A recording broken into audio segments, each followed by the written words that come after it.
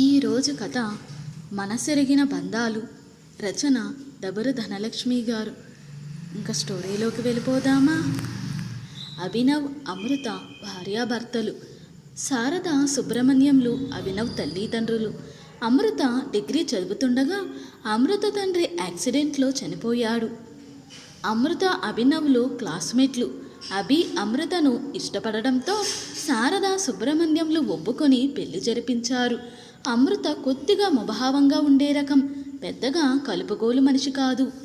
శారదకు కూడా అమృత అంటే ఇష్టమున్నప్పటికీ అంటే ముట్టనట్లు ఉండేది. పెళ్ళైన 6 నెలల్లోనే అమృత తల్లి అనారోగ్యంతో మరణించింది. ఇక అప్పటి నుండి అమృత మరింత ముభావంగా తయారైంది.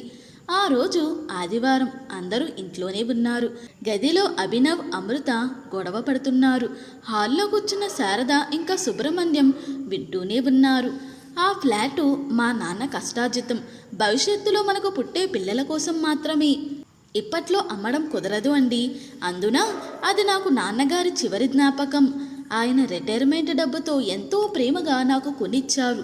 మీ కళ్ళకు అది ఒట్టి ఫ్లాట్ లాగా కనిపిస్తుంది, నాకు మాత్రం నా ప్రాణం అంది అమృత. నువ్వు మరీ సిల్లీగా మాట్లాడుతున్నావు. ఇప్పుడు డబ్బు కట్టకపోతే నాన్న అవమానం పాలవుతాడు అన్నాడు అభి. నాకెందుకు చెప్తున్నారు? ఆ రోజు వద్దంటే కూడా వినకుండా తన స్నేహితుడి కొడుక్కి ఉద్యోగం వస్తుందని చెప్పి నోటి మాటగా 9 లక్షలు ఇచ్చారు. ఇప్పుడు అతను కట్టలేదు. ఇక మామయ్య గారేగా కట్టాలి. అప్పుడే చెప్పాను, వద్దు మామయ్య, అంత డబ్బు ఇప్పించడానికి ముందుకు వెళితే తర్వాత వాళ్ళు కట్టకపోతే మనకి ఇబ్బంది అని. నన్ను పూచిక పుల్లలా తీసి పడేసి మాట్లాడారు. అప్పుడు కూడా నేను బాధపడలేదు. ఇప్పుడు ఆ కష్టాలకి మా నాన్న కష్టార్జితాన్ని పోగొట్టాలని చూస్తున్నారు. ఇదెక్కడి న్యాయం అండి? ఏమైనా అంటే ఇంట్లో అందరూ నాతో మాట్లాడకుండా మూతి ముడుచుకు కూర్చుంటారు. ఇంట్లో పనుల్లో సాయం చేసి, ఇంకో పక్క ఉద్యోగం ఒత్తిడి, ఇంకో పక్క మీరు అత్తయ్య మామయ్యల సాధింపులు. ఎలా వేగాలో అర్థం కాకుండా ఉంది. మీరెలానే చిన్న విషయాలకు కూడా ఇబ్బంది పెడితే నేను ఇల్లు వదిలి వెళ్ళిపోతాను. ఈ మాత్రం నన్ను నేను పోషించుకోగలను, ఇక భరించలేను అంది అమృత. చూడు, మనకి ఇంకా పిల్లలు పుట్టలేదుగా. ఇప్పుడు ఆ ఫ్లాట్ అమ్మినా తర్వాత కాలంలో మన దగ్గర డబ్బున్నప్పుడు ఇంకా మంచి ఫ్లాట్ని పిల్లల కోసం కొని పెడదాములే అన్నాడు అభి. వేరే ఏదో ఫ్లాట్ కాదండి, ఏదో ఫ్లాట్ కొనగలం. కానీ నాకు ఇంత మంచి జ్ఞాపకంగా ఉన్న ఆ ఫ్లాట్ను కొనలేము. వేరొకరికి అమ్మేశాక తిరిగి మన చేతికి రాదండి. ఆ ఫ్లాట్ కోల్పోతే ఎంత బాధ.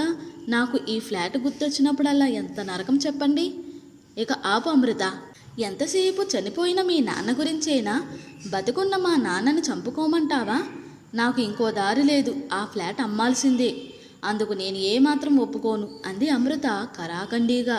మాటా పెరిగాయి. అంతే, అమృత చెంప చిల్లుమనిపించాడు అభి. గది నుండి విసురుగా వచ్చి బైక్ స్టార్ట్ చేసుకుని బయటకు వెళ్ళిపోయాడు అభి. అమృత గదిలో అలానే మంచంపై ఏడుస్తూ పడుకుండిపోయింది. అమృత, అభి ఇద్దరూ ఆ రోజంతా భోంచేయకుండా అలానే ఉండిపోయారు. శారద అమృతను భోజనానికి పిలిచినా అమృత పలకలేదు. అంతే, అలానే అమృత, అభిల మధ్య మాటలు లేకుండానే వారం రోజులు గడిచిపోయాయి.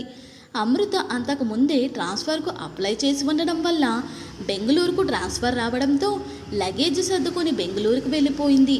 వెళుతూ విడాకులు నోటీసును అభికి ఇచ్చి వెళ్ళింది. అప్పటికే అమృతకు కుటుంబ సభ్యులకు మధ్య మాటలు లేకుండా పోయాయి.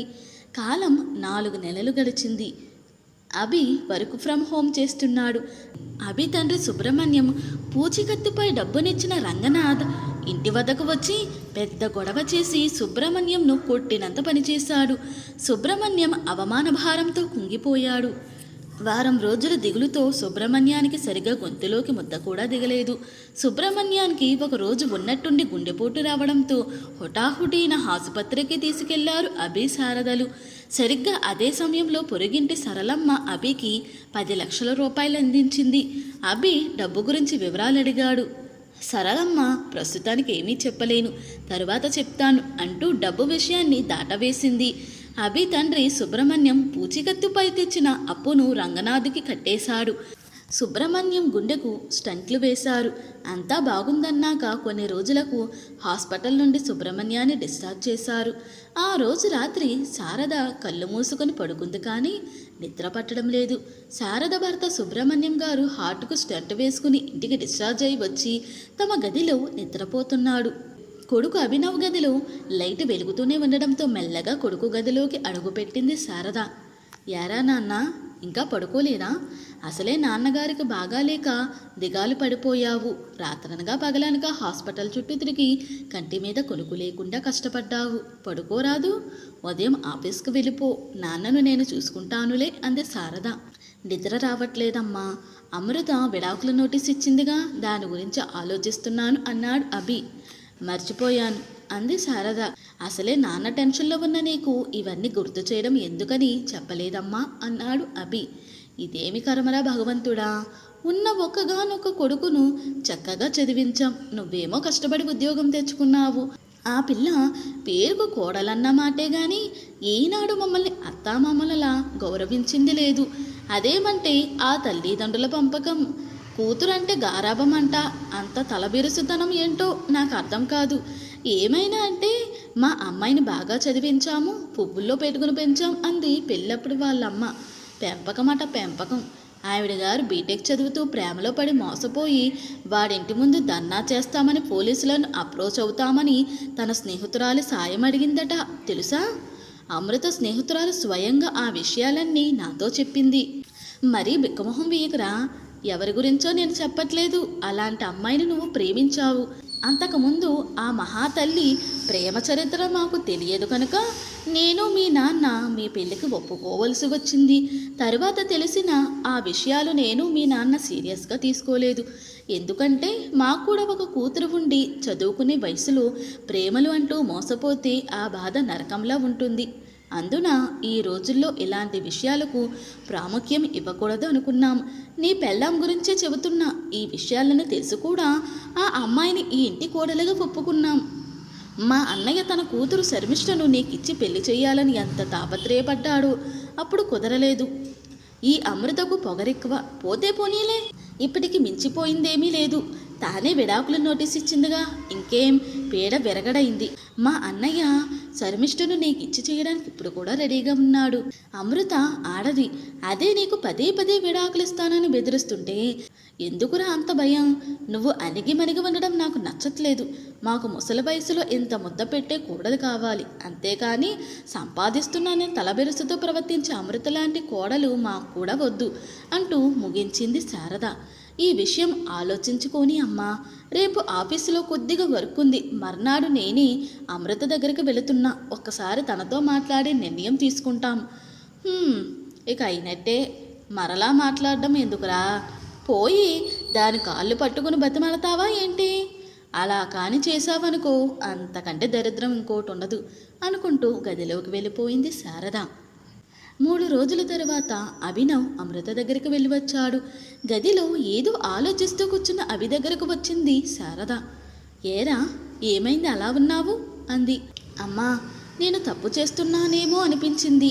అమృత దగ్గరికి వెళ్ళొచ్చాక నాకు మనసులో లేదు. అమృత అంటే నాకు చాలా ఇష్టమమ్మా. తను చాలా మంచిది. నువ్వన్నావే పెళ్ళికి ముందు ప్రేమ చరిత్ర అని, దానికి కారణం కూడా నేనే అమ్మా. మా క్లాస్మేట్తో పందెం వేసి అమృతను అవమానించాను. అయినా తను మంచిది. నా తప్పు తెలిసి కూడా నన్ను క్షమించి నిందలు భరించింది. నాకు భార్య అయ్యాక నాతో ఎంతో ప్రేమగా ఉంది. తల్లిని తండ్రిని ఇద్దరిని కోల్పోయింది. ఇప్పటికీ నేనంటే తనకు ఎంతో ప్రేమ. అమ్మా, తను మన ఇంటి కోడలు. నువ్వు కోడలనుకుంటే కోడలవుతుంది. కూతురనుకుని ప్రేమను పంచితే నిన్ను కూడా తల్లిలా ప్రేమించి గౌరవిస్తుంది. పొరుగింటి సరళక్క ఇచ్చిన డబ్బు వేరెవరిదో కాదు, మన అమృత ఇచ్చిందే. అమృత ఫ్లాట్ను అమ్మేసిందమ్మా. తనకు తల్లి తండ్రి కూడా లేరమ్మా. అన్నీ మనమే కదమ్మా. అమృతకు ఈ మధ్యని అపెండిక్స్ ఆపరేషన్ చేశారు. హాస్పిటల్లో అనాథల ఒక్కతే ఉన్నదట. అందరం గుర్తొచ్చి ఎంతగానో ఏడ్చిందట.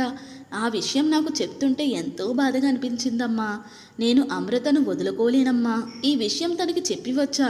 నన్ను క్షమించమ్మా. నాకు అమృత కావాలి. ఇంకో విషయం, నాకు కూడా బెంగళూరు బ్రాంచ్కు ట్రాన్స్ఫర్ వచ్చిందమ్మా. ఇద్దరం ఇక మీదట అక్కడే ఉంటాం. నీకు తోడుగా నాన్న ఉన్నట్టే అమృతకు తోడుగా నేను ఉండాలి కదమ్మా. ఫ్లాటు ఎందుకు అమ్మావు అని అడిగానమ్మా. చనిపోయిన తన తండ్రిని బతుకున్న మామగారిలో చూసుకోవాలని అని చెప్పిందమ్మా. మొదట్లో ఫ్లాట్ అమ్మను అన్నందుకు, మనల్ని బాధ పెట్టినందుకు నీకు క్షమాపణలు చెప్పమంది. రేపు సాయంత్రం అమృత ఇక్కడికి వస్తుంది. 4 రోజుల తర్వాత ఇద్దరం బెంగళూరుకు షిఫ్ట్ అవుతాం. సెలవుల్లో వస్తుంటాం. మీరు కూడా చూడాలి అనిపించినప్పుడు వస్తూ ఉండవచ్చు. మునుపటిలా కుటుంబాల్లో పెద్దరికం ఆనందాన్ని ఇవ్వడం లేదమ్మా. బందిఖానాలా భావించే కోడళ్ళు ఉంటున్నారు. ప్రైవసీ కావాలంటున్నారు. కాలానికి తగ్గట్టు మార్పుకు సిద్ధంగా ఉంటేనే వృద్ధాప్యం ఆనందంగా సాగుతుంది. మీ వయసుకు ప్రతి విషయాన్ని సాగతీయకుండా వీలైనంత తక్కువగా ఆలోచించాలి. అప్పుడే ఆరోగ్యం. దగ్గర ఉన్నంత వరకు ప్రేమాభిమానాలతో ఉందాం.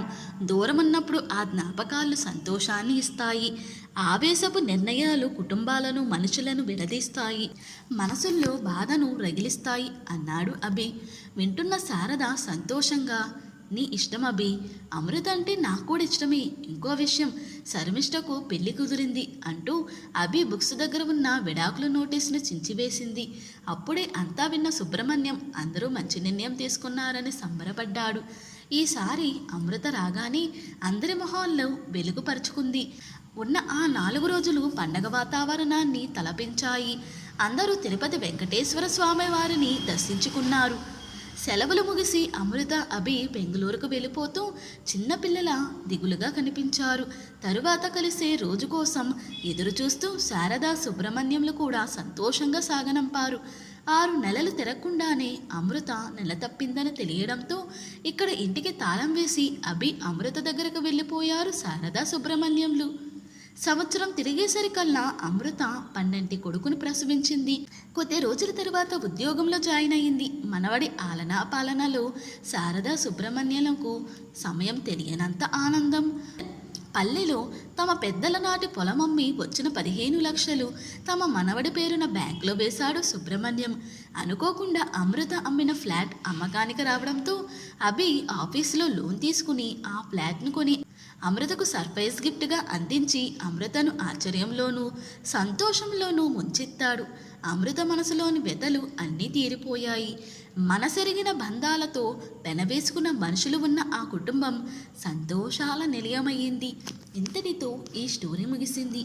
ఈ స్టోరీ కనుక మీకు నచ్చినట్లయితే మరియు నా ఎక్స్ప్లెనేషన్ కనుక మీకు నచ్చినట్లయితే ప్లీజ్ లైక్, షేర్, సబ్స్క్రైబ్.